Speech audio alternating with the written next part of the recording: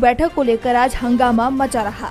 9 राज्यों के मुख्यमंत्रियों ने बैठक का बहिष्कार कर दिया और सबसे बड़ी बात ये कि इसमें बिहार के सीएम नीतीश कुमार का नाम भी शामिल है, जो बीजेपी के साथ मिलकर बिहार में सरकार चला रहे हैं। इंडिया गठबंधन में शामिल पश्चिम बंगाल की सीएम ममता बनर्जी बैठक में पहुंची भी, लेकिन थोड़ी ही देर बाद वो बाहर आ गई। ममता ने कहा कि बैठक में मुझे अपमानित किया गया, अब मैं इस तरह की बैठक में कभी शामिल नहीं होने आऊंगी। बंगाल की सीएम ने कहा कि दूसरे लोगों को 20 मिनट तक दिए गए, लेकिन मुझे सिर्फ 5 मिनट बोलने दिया गया और माइक बंद कर दिया। मैं बंगाल के अधिकार की बात कर रही थी। विपक्ष की सरकारों में अकेली सीएम थी जो बैठक में शामिल हुई थी। वैसे सरकार की तरफ से सफाई दी जा रही है कि ममता के दावे सच नहीं है, लेकिन सच्चाई ये भी है कि एनडीए में इसे लेकर फूट पड़ती दिख रही है। बिहार के सीएम नीतीश कुमार ने भी बैठक का बहिष्कार कर दिया। वैसे जेडीयू की तरफ से कहा गया कि व्यक्तिगत कारणों के चलते नीतीश बैठक में शामिल नहीं हुए हैं। बता दें कि 2022 में भी नीतीश कुमार एनडीए में होते हुए भी नीति आयोग की बैठक में शामिल नहीं हुए थे। उस समय भी पार्टी की तरफ से कहा गया था कि व्यक्तिगत कारणों के चलते नीतीश दिल्ली नहीं गए हैं, लेकिन कुछ ही दिनों बाद नीतीश ने एनडीए छोड़ दिया था और महागठबंधन में शामिल हो गए। ऐसे में एक बार फिर नीतीश की पलटी मारने की खबरें चल रही हैं। 9 राज्यों के सीएम की अनुपस्थिति में हुई इस बैठक में मोदी सरकार की तरफ से बड़े बड़े दावे किए गए। में विधानसभा चुनाव से पहले तीखी बयानबाजी शुरू हो गई है। केंद्रीय गृह मंत्री अमित शाह ने शरद पवार को करप्शन का किंगपिन बताया, तो पवार ने भी पलटवार करने में देरी नहीं लगाई।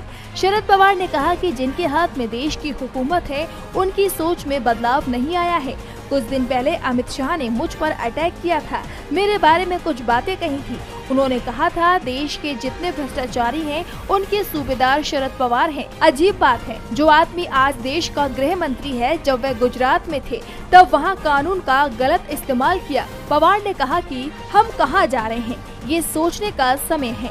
आज जिस तरह से इन लोगों के हाथों में हुकूमत है, ये कदम उठा रहे हैं, मुझे लगता है कि हम लोगों को सोचना होगा, ध्यान देना होगा, नहीं तो ये आज की हुकूमत इस देश को गलत रास्ते पर लाने का काम 100% करेगी। इन सब चीजों के बारे में हम लोगों को ध्यान देना होगा। पवार ने कहा कि मैं याद दिला दूं कि आज जो आदमी देश का गृह मंत्री है, वह ऐसा व्यक्ति है जिसने गुजरात के कानून का दुरुपयोग किया। इसके लिए सुप्रीम कोर्ट ने उन्हें तड़ीपार कर दिया था, यानी गुजरात में शाह के घुसने पर रोक लगा दी थी। दरअसल शाह पर सोहराबुद्दीन शेख मामले में कोर्ट ने ये रोक लगाई थी। आज हमें ये सोचना चाहिए कि हम किस तरफ जा रहे हैं, और पवार ने इसे लेकर शाह पर तीखा हमला।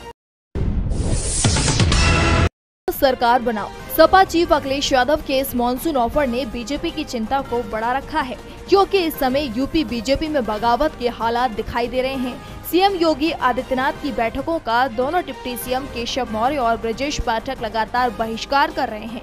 केशव मौर्य तो योगी आदित्यनाथ से हिसाब किताब तक मांग रहे हैं।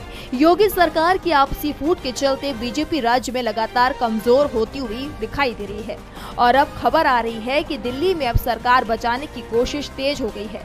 संघ और बीजेपी के दिग्गज नेताओं के बीच बैठक हो रही है। उससे पहले जेपी नड्डा के साथ योगी आदित्यनाथ की मुलाकात की खबरें भी आ रही हैं।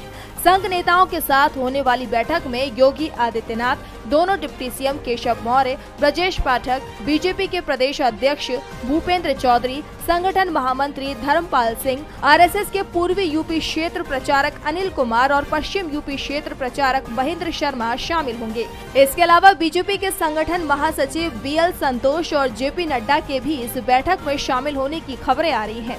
दावा किया जा रहा है कि इसके बाद जेपी नड्डा और अमित शाह भी योगी और दोनों डिप्टी सीएम के साथ बातचीत कर सकते हैं।